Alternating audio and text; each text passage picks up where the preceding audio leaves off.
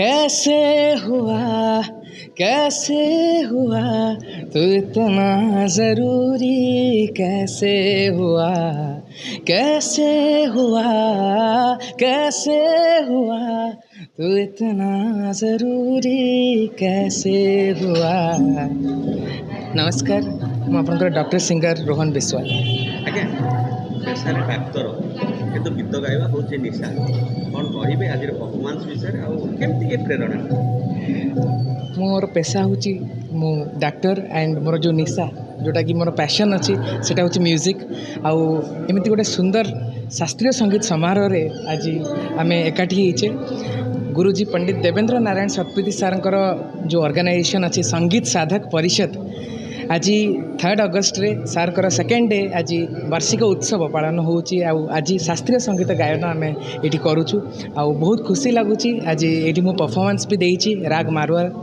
ଆଉ ଆପଣଙ୍କ ପାଇଁ ଗୋଟେ ବନ୍ଦିଶ ମଧ୍ୟ ମୁଁ ଶୁଣିବାକୁ ଚାହିଁବି ରାଗ ମାରୁଆର।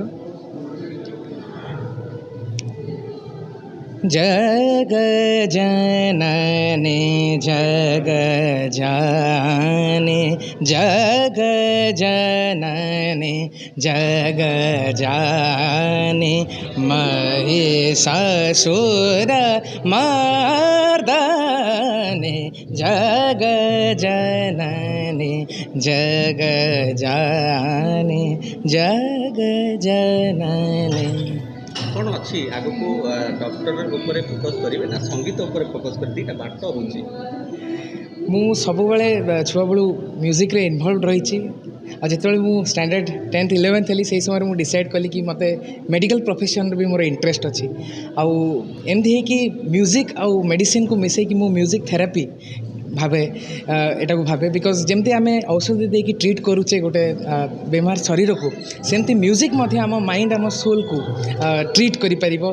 ସେଇ ଯେଉଁ ଥେରାପି ସେଇଟା ମୁଁ ତାକୁ ମ୍ୟୁଜିକ୍ ଥେରାପି ନାଁ ଦେଇଛି। ମୁଁ ସବୁବେଳେ ମେଡ଼ିକାଲ ସାଇନ୍ସ ତା ସହିତ ମ୍ୟୁଜିକ୍କୁ ନେଇକି ଆଗକୁ ଚାଲିବି ବୋଲି ମୋର ଏଇଟା ରହିଛି। ଯଦି ଆପଣଙ୍କୁ କୁହାଯାଏ ଓଡ଼ିଶାବାସୀକୁ ଗୋଟିଏ ସଙ୍ଗୀତର ଭେଟି ଗୀତ ହେବ ଆପଣଙ୍କ ପସନ୍ଦରେ ଶେଷରେ ଷ୍ଟେଜ୍ରେ ଗାଏ ଆଉ ବହୁତ ଭଲ ମଧ୍ୟ ପାଏ।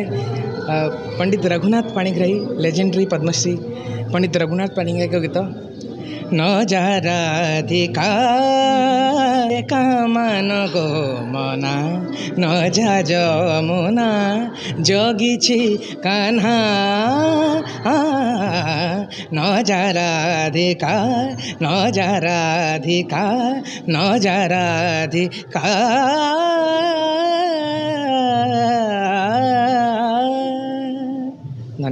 नुआ नुआ खबर जानिबा पई आमो LNTV को लाइक शेयर और सब्सक्राइब करंतु।